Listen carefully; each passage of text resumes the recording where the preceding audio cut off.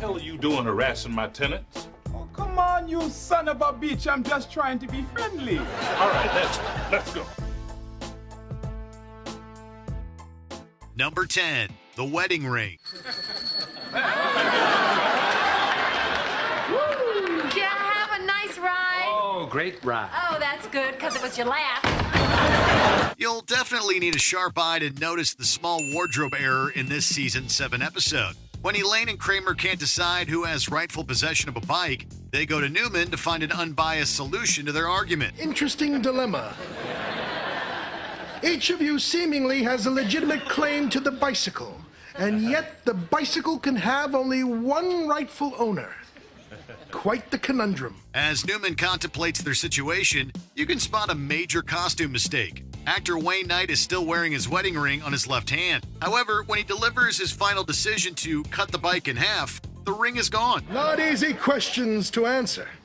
Not for any man. But I have made a decision.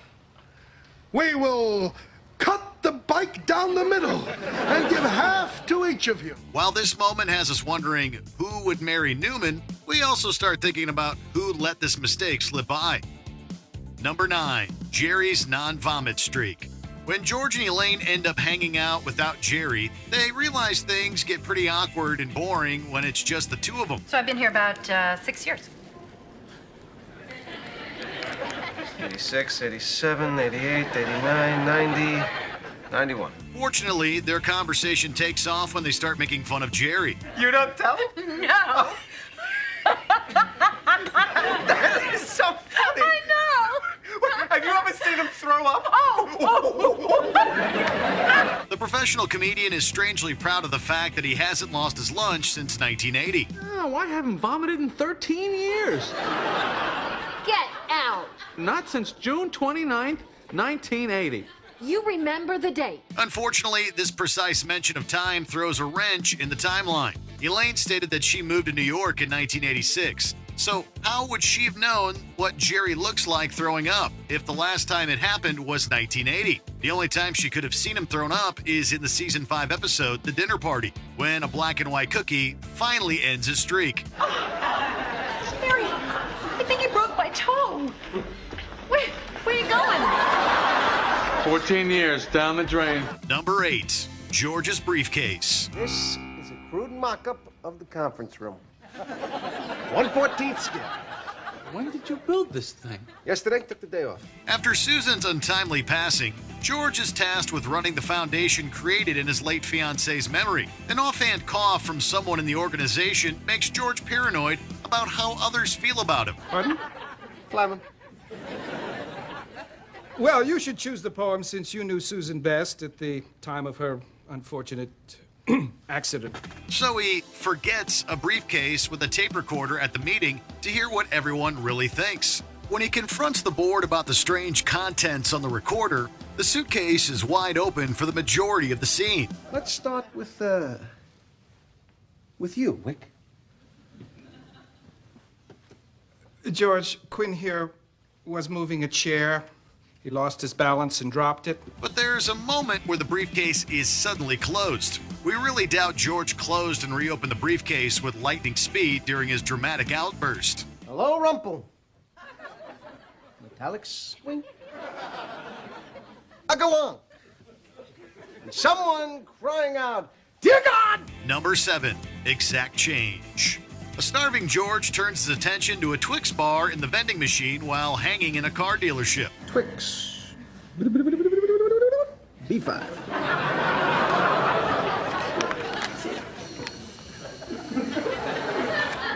After he repeatedly fails to get the candy with a crumpled dollar bill, he resorts to looking under the machine for loose change. He tells Jerry he just needs another nickel. Why don't you just go to the cashier? The cashier is at lunch, which is where I'd like to be. How much was under there? I think something bit me.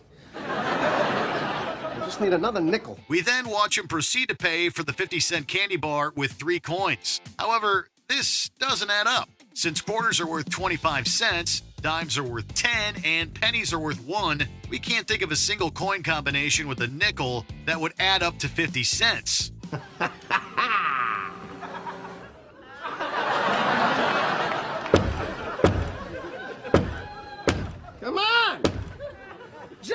Maybe this mathematical mistake is why George still never got his Twix. The candy bar is paid for and yet remains dangling in the machine.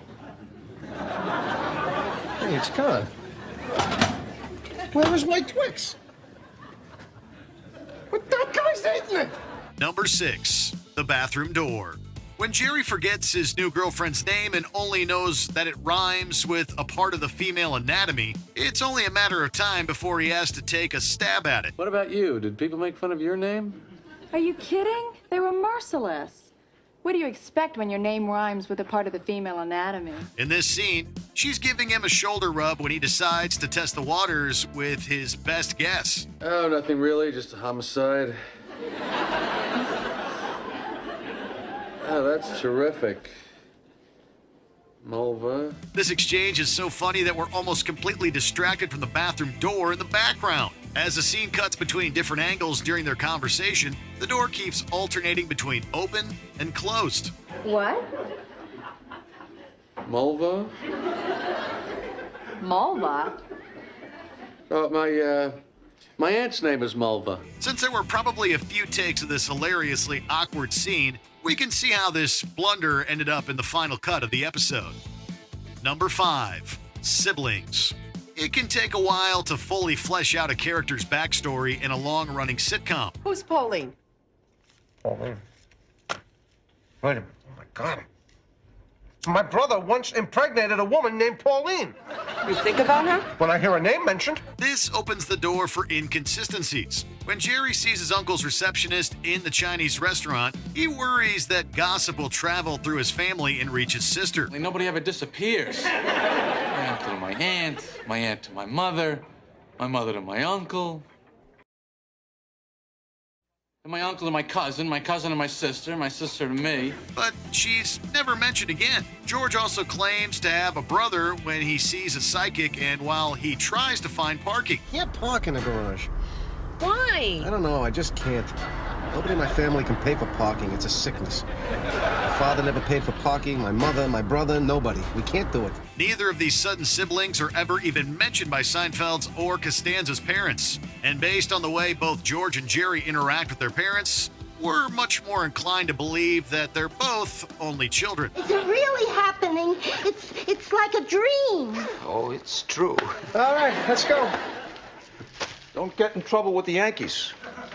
You be nice. Number 4, I Trust Elaine. Well, you said you're going to be here a certain time, and you weren't. And this all means, what? Well, it means that a man has come from very far away to compete in a very difficult race. He's put his faith in you, and frankly, I'm a little concerned. When marathon runner Jean-Paul comes to stay with Elaine, Jerry is skeptical of her ability to get him to the race on time. He eventually becomes obsessed with this predicament and insists on getting the runner out of her apartment. You'll have a wake-up call, Jean-Paul. A wake-up call. These people never fail. They sit in a room with a big clock all night long, just waiting to make that call.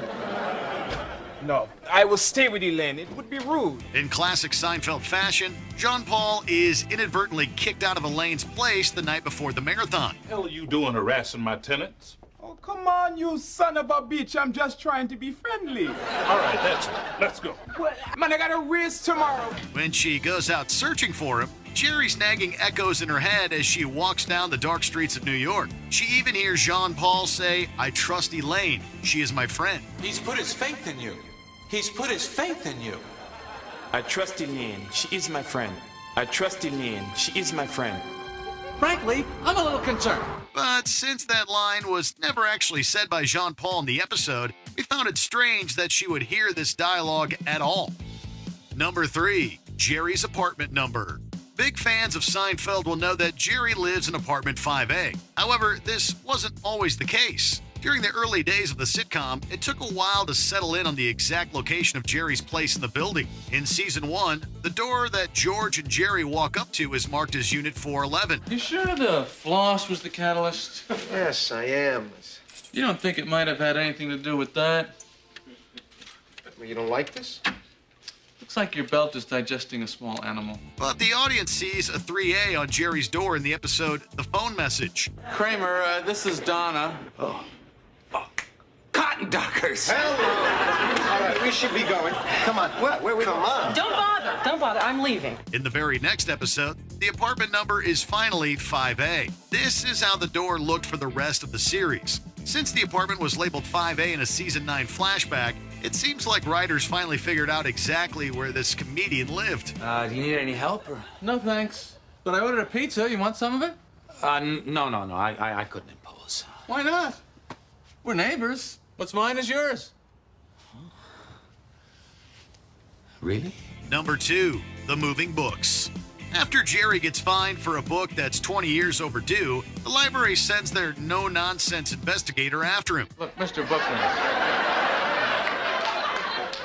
I returned that book. I remember it very specifically. You're a comedian. You make people laugh. I try. You think this is all a big joke, don't you?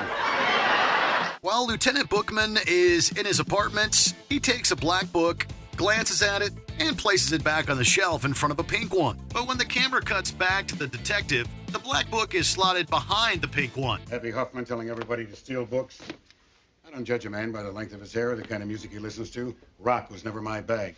But you put on a pair of shoes when you walk into the New York Public Library, fella. Since we don't think Lieutenant Bookman could make a mistake like this, we'll chalk this up to an editing inconsistency. Philip Baker Hall's hilarious performance as the library cop is also so good in this episode that we'll let this blunder slide. This is about that kid's right to read a book without getting his mind warped. Or maybe that turns you on, Seinfeld. Maybe that's how you get your kicks. You and your good time buddies. Well, I got a flash for you, Joy Boy. Number 1, the moving newspaper. George infamously gave Jerry's phone number to the unemployment office and tried to pass off his friend's apartment as a real company. Vandalay Industries. Kel Varnson speaking. May we help you? But when an unaware Kramer picks up the phone, George stumbles out of the bathroom with his pants around his ankles to try to salvage the situation. Now you're way off. Well, yeah, that's the right number, but this isn't an apartment. No, What? say When Jerry re-enters the apartment, the audience gets a glimpse of George's behind from the comedian's perspective.